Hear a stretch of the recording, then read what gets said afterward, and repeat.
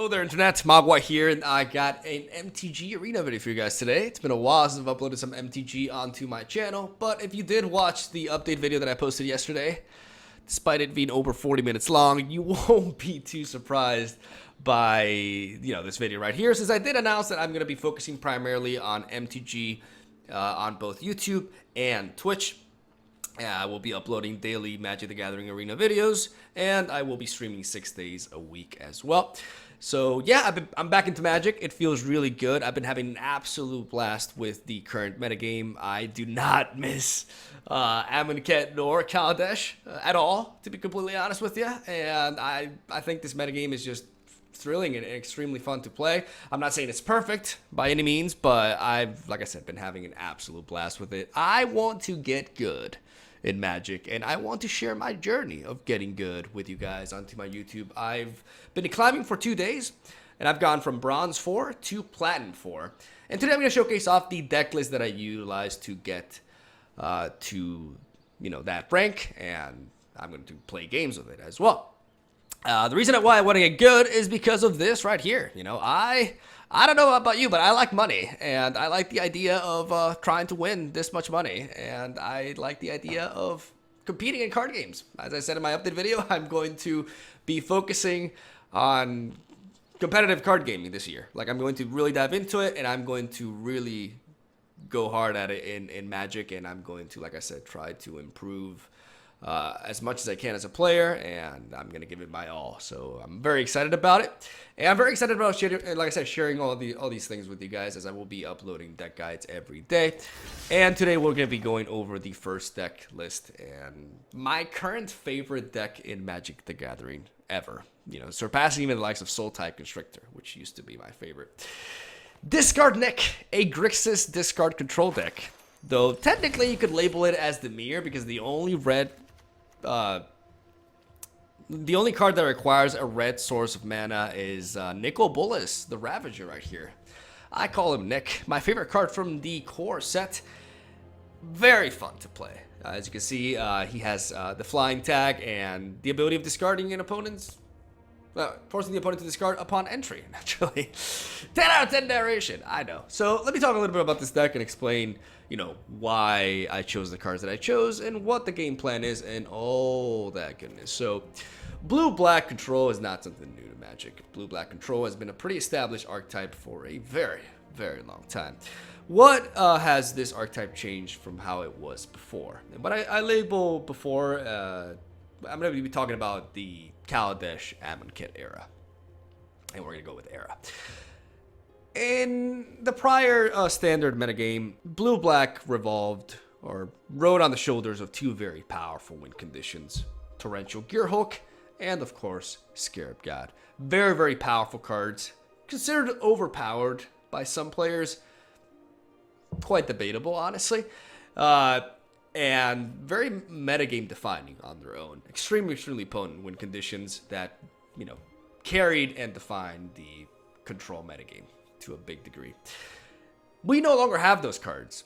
Good riddance, right? I don't particularly miss them too much. And we have a variant of blue-black that is more synergistic now than it was before. Because before it was just purely focused on removal, counterspelling, and, working towards your Scarab God finishes, right?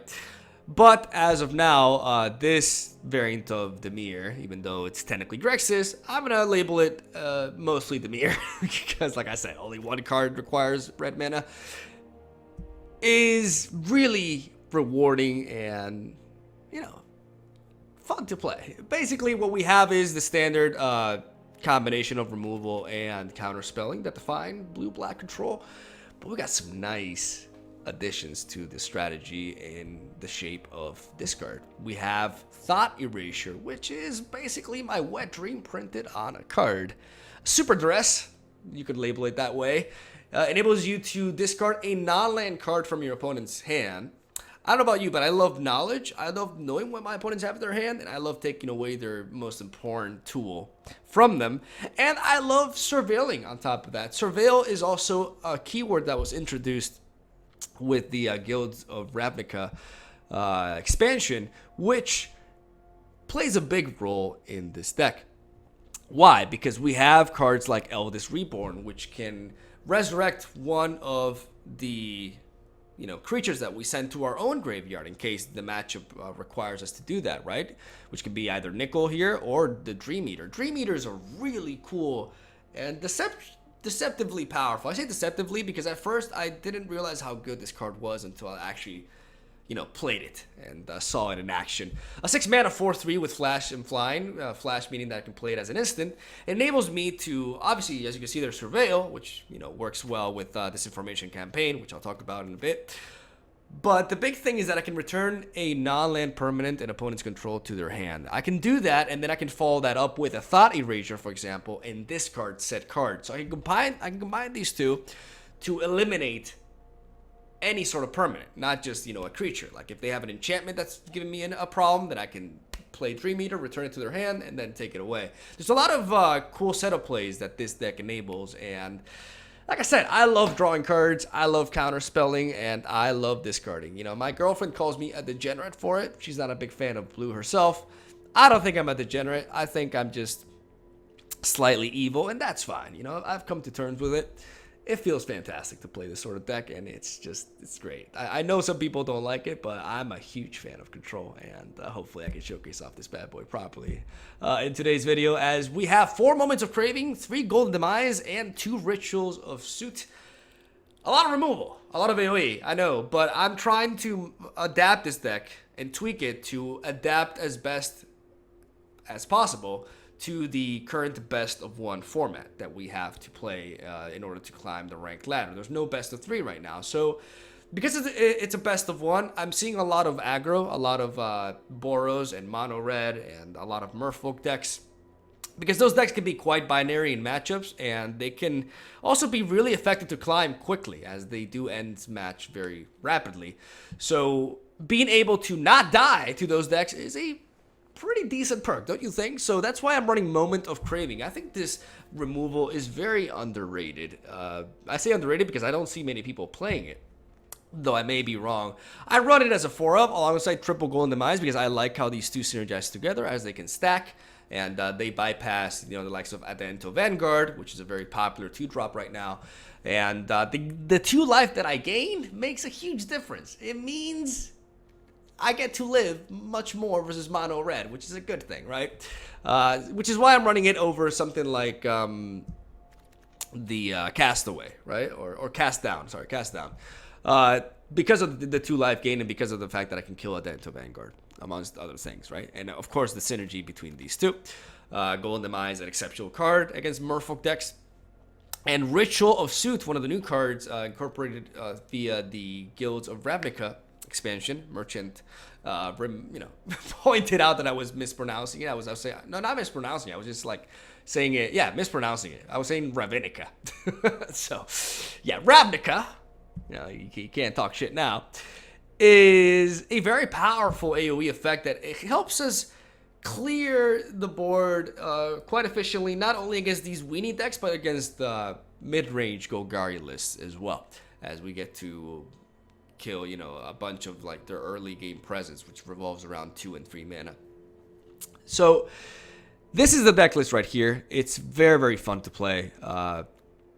Combining Surveil with, Eldest Reborn, which is my favorite card in Magic the Gathering, is just an absolute pleasure. And I've been having a lot of success with this build as well, and I want to showcase it off as I've been tweaking it again and again. Like I said, as I kept on climbing and noting down and figuring out what I was facing mostly.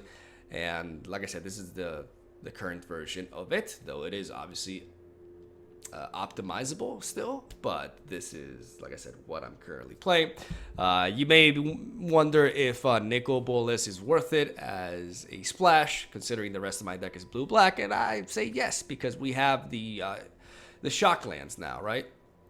Which enable us to really mitigate the inconsistency problems that tricolor decks have had in the past. And in this particular deck, Steam Vents and Watery Grave, because they also represent both basic land types, the ability for us to have all 3 colors available. I've never had an issue like not being able to play Nicol Bolas, basically, which is a pretty impactful thing to say, right? And this is the deck list right here. Hopefully you enjoyed this explanation. I was, you know, as eloquent as I can possibly be, since English is not my main language. But yeah, I think I explained this pretty well. But, you know, it's better to learn just actually seeing the deck in action. So without further ado, let's hop into some games, shall we? All right, let's go. I was having a bit of an issue with like lag. Hopefully it's fixed. I kind of have to record again, but it's fine. It's whatever. Please don't lag on me, please. Anyways, we're gonna showcase off the deck and continue our climb. You lagging? Okay, seems like it's going. Lob Regat is our opponent. I don't know if I pronounced that correctly or not, but whatever. All right, so we have 2 Shocklands here, which are these 2 watery graves. What I mean by Shocklands is the lands that have the give me the option to pay 2 life to play them untapped, right? Because they're considered, they're very important because they're considered basic lands on top of the fact that they're dual color, which is very, very significant. We have a pretty strong looking hand if we're facing a mid-range to aggro list, and we have 3 lands, which is the minimum requirement for this deck in order for me to, you know, avoid a mulligan. Because when you're playing a control deck, you generally don't want to have 2 lands in hand. It's too risky because you're reliant on drawing into lands, and control requires you to be able to curve out efficiently, more so than other decks like aggro, right, which have a lower curve in general. So we're gonna lead off with the Watery Grave. And we're going to enter tapped. We don't need to take any extra damage. Our opponent is playing Boros aggro, it seems. And we got that sweet Golden Demise. And Moment of Craving as well. The problem is these 2, they're a bit of a nuisance here because they have the Death Wish effect here. So even if I clear the board, well, I may have to just curve out into this and then follow it up with a Ritual of Suit. Luckily for me, I have like a lot of AoE in my hand, but that's because of, you know, the way the deck is, right? I'm gonna play Watery Grave. I'm not gonna play the 2 mana though. I'm gonna make sure I can curve out next turn without having to pay 2 life, sorry. Which means I'm gonna miss out on the Moment of Craving on curve, but I think that's fine because we're gonna get this going on anyways. Now we can play the Dragon Skull Summit, and we're gonna start clearing this board.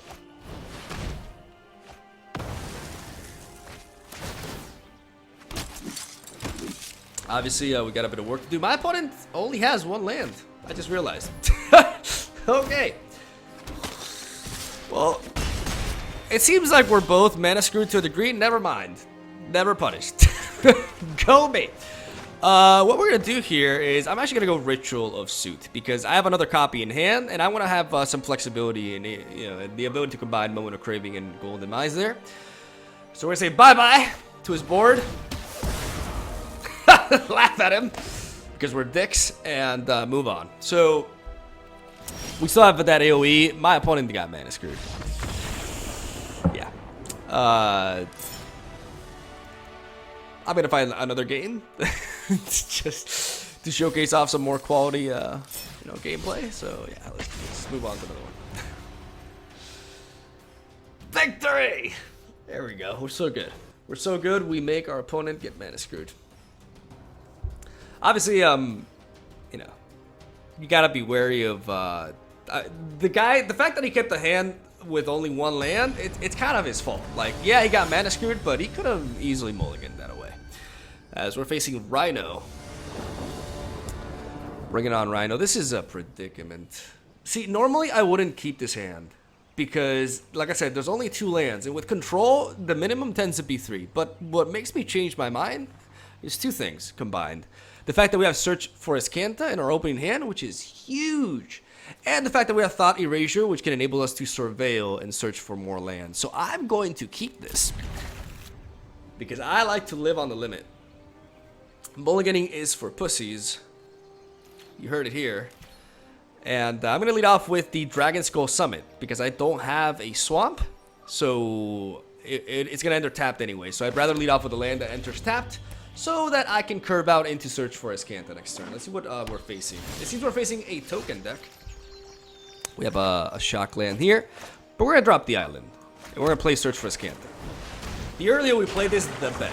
This is our go-to play here, and then we're gonna want to follow it up with Thought Erasure, because we're gonna take a look at his hand and, you know, start disrupting his game plan a little bit. Okay, so maybe it's not a token deck. Maybe I got ahead of myself there, because, okay, interesting. We're gonna keep this. We want lands. We want to make sure that we can curve out with this list. We're gonna play this tapped, because we're gonna play a 2-mana spell here. We're gonna take a look at his hand. We're gonna see what he's about. Okay, so he is a Winnie.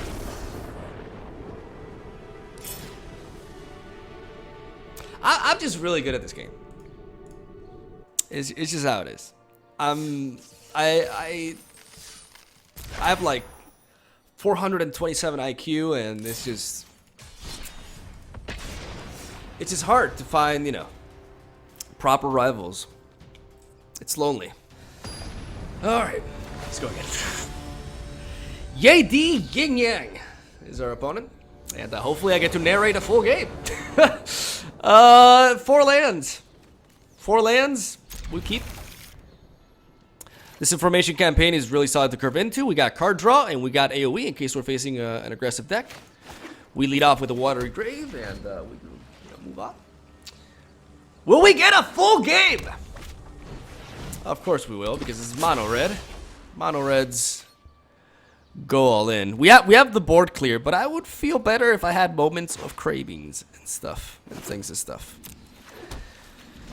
Yeah, we're on the clock. We're actually on the clock. Like, this deck pushes damage extremely fast, and we have the tools to combat this, but we obviously need to draw into them, and we need to hope that he calms and he chills for a little bit, slows down, and lets her do our thing. Let's start, you know, spreading rumors. Let's start talking about shit about his family and shit and all that. Tell him he's adopted. Let's just talk crap and get into discard mana and stuff, and thin throw deck as well. And yeah, follow this up with a Ritual of Suit on curve next turn. Hopefully he commits more units and doesn't like throw lightning strikes at my face, because I'm not a big fan of that. Perfect. I mean, not perfect. I'm still taking a shitload of damage, but it could be worse. It could be worse. God, I really. This is like a necessary evil for the game, but I fucking hate this deck. Oh, there we go. There we go. Just hit me, daddy. Hit me. Go all in. Don't you chill. All right. The fuck out of my face, please.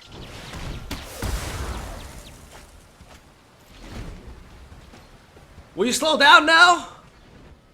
Chill. Chill, please. Please relax, my man. Please, por favore. You're so angry. All right, we're gonna Nick. We're gonna go with Nick here. Oh, look at this sweet animation, Yu-Gi-Oh! And hopefully he discards something valuable. I mean, because he didn't curve out on mana, I would like to believe that he has 2 non-land cards in hand. So yeah, this seems to be a tough decision for him. We have Dream Eater available next turn to us. A Lightning Strike. This guy just saved us from 3 damage. I'm a fan. Oh no.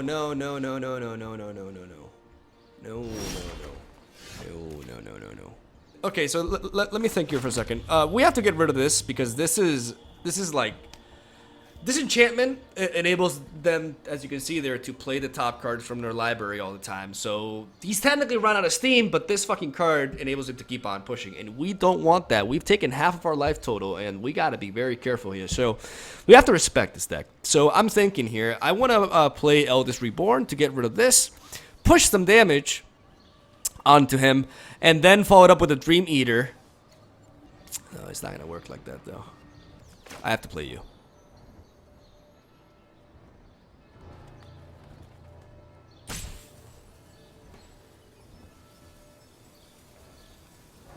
Do I? Let's just play you.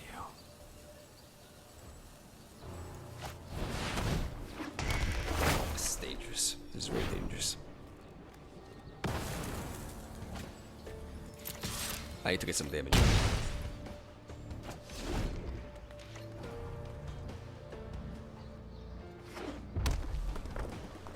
Stop it. Oh, thank God. Okay, okay. Yeah, discard that card. I would really, really, really like to see... I think we Dream Eater here. But what are we going to steal? We can just steal his Goblin Chain Whirler. Because I can also transform... I have several options here, right? But I'd rather do this.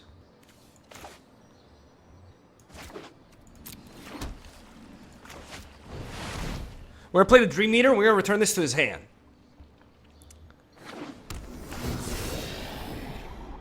Well, I think we surveil first. Yeah, we surveil first.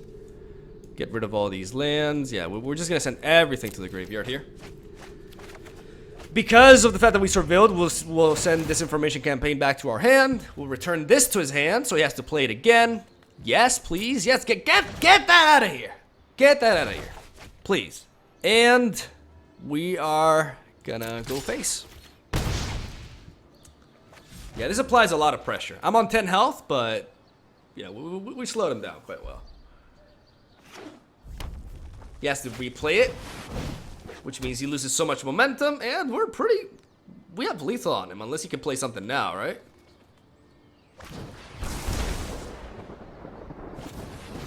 Ah, fucking Christ. Okay.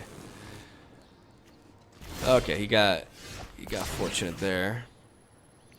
No, wait, we got it. No, we don't. We don't. Somebody sickness. I'm terrible. So much for 427 IQ. Yeah, sometimes it just kind of fails me. Oh my God, I don't want to die.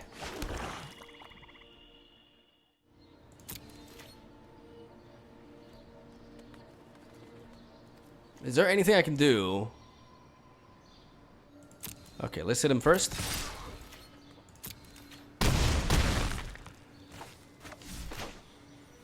I could convert this, but I'm gonna go for this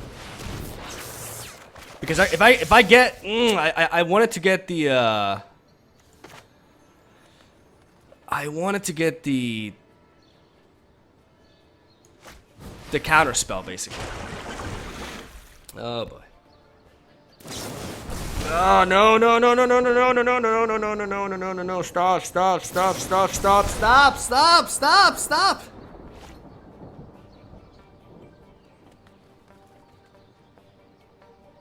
Nine! No, no, no, no. No, not like this. Oh! Oh! Wait, I didn't even... How do you even cast that? Wait, I'm a bit confused. He can't play that, but why did it show? He didn't have the mana. He did not have the mana for it. Oh my God, I almost died like that. Holy shit. But we did it. We won. Go me. How long was that? 14 minutes? I mean, do I go for another game? Why not? I'm a bit confused as to why I saw the card though. Maybe I'm missing something, but why did I see the card? It showed the card. He shouldn't be able to play it. Oh well, we did it, mama. We did it. All right, so we got a pretty good looking hand here, honestly. We got AOE removal in case we face aggressive decks. We have this information campaign, and we have three lands. Two of them shock lands. This is fantastic. This is a really solid hand. Let's see what we're facing here. All right. This could be Drake's. Could be many things. We're going to drop another one there.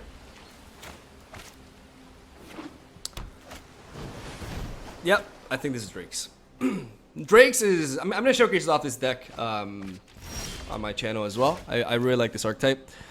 It's pretty cool. It revolves around the the Drakes. I forgot the exact name. Enigma Drake. And it's a pretty cool deck. They got a really nice new toy. We're going to...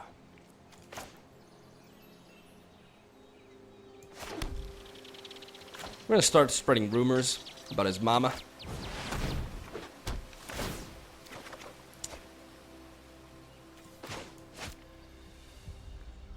Obviously, this is dangerous because we're kind of empowering his Enigma Drakes by doing this.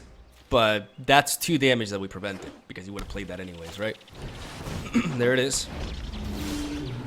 There it is. But fortunately for us, we have Ritual Astute. Though I think I'm just going to go with Vraska's Contempt for now. Hold on to this, right? Well, no, because he has 2 more of these.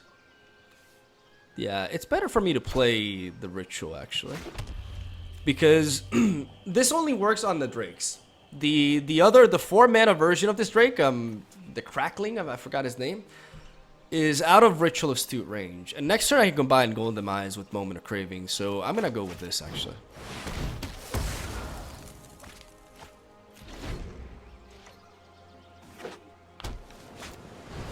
Yeah, see the Crackling Drake. I got it right, go me. Attaboy, Miguel.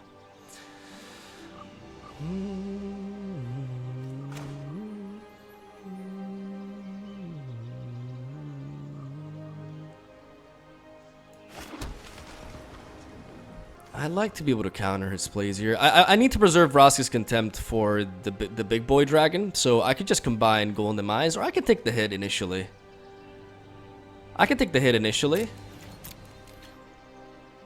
Because I'm really dumping my resources here, and I'd rather get more. I'd rather potentially double Golden Demise him, but he could always counterspell me, right? If he is running it, yeah, I need to do this.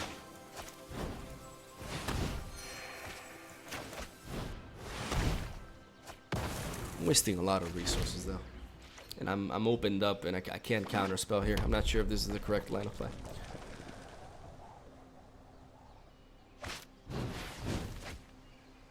So he's cycling through his deck.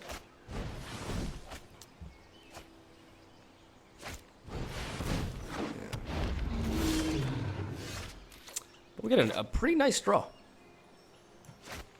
Because I'm a top deck god. I'm going to play this Eldest Reborn. I'm going to get rid of this fucker. Eldest Reborn is very powerful in this matchup. Very, very strong.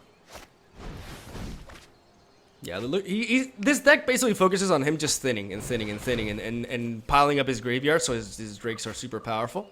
But we've already dealt with 3 dragons. He's got 3 more plus the big boy. And we're ready for the big boy. We can't counter the big boy. The big boy is uncounterable. It's like Carnage Tyrant in that sense. Oh, the discard glory. Oh, there we go. Discard more. Don't you love discarding? Get rid of your fucking hand. Dick. I mean, he just kills that, and I get to resurrect it. I'm not sure I get that play. I mean, thank you. No, my graveyard. My shit's better than his. We discard again. So beautiful. He can jumpstart this as well, but it's a sorcery. We're gonna drop this, and we're gonna call it a turn because we need 1 more mana to transform Nicol Bolas into the all-powerful Arisen. But we're doing pretty good. We've been able to answer his dragons, and like I said, we're prepared for the big one. I'm going to Sinister Sabotage that, which enables me to Surveil. I mean, land is important, right? Yeah. Which enables me to return this information campaign to my hand. Which we're not going to play this turn because it doesn't really matter, but we are going to go face. And then we are going to play this. We're going to pay the 2 life because we want to convert our Nicol Bolas into the victory. No one can stand in my way. Exactly. My And now we draw for days. Come at me, bruh. Oh. Clean. Nice, and we're almost at Platinum 3, so pretty successful session, I guess. That went pretty good. I would have liked that game to play it a little bit more, but I mean, that was a fair concede, to be honest. Like, we were in a pretty strong position, and yeah, we got, yeah, I remember this card, actually. So that's going to be it for the video. We've been, it's 30 minutes more or less, right? So that's not that bad. This is the length that I want to aim for. Thank you guys so much for watching. Hope you enjoyed, you know, the content and are excited for, you know, daily Magic videos. I got more decks to showcase off. I do want to make another video with this deck because I want to showcase it off more in action. And I'll be moving on to other lists as well. I'll try to, you know, showcase off all the different archetypes and strategies and all that goodness. And I'm excited to get to the point where I can start to efficiently deck build on my own. You know, this deck list is modified by myself. Like, I've been tweaking it a lot, but it's a pretty succinct archetype, and I would like to innovate some stuff in the future as well. Like, I'm just very excited. Magic is just super fun right now, and I'm fucking loving it. So thank you for watching. Have a solid day. Hope you enjoyed the video. Leave a like if you did, or not. You know, you're your own boss, unfortunately. I'll stop rambling. I'll see you guys tomorrow.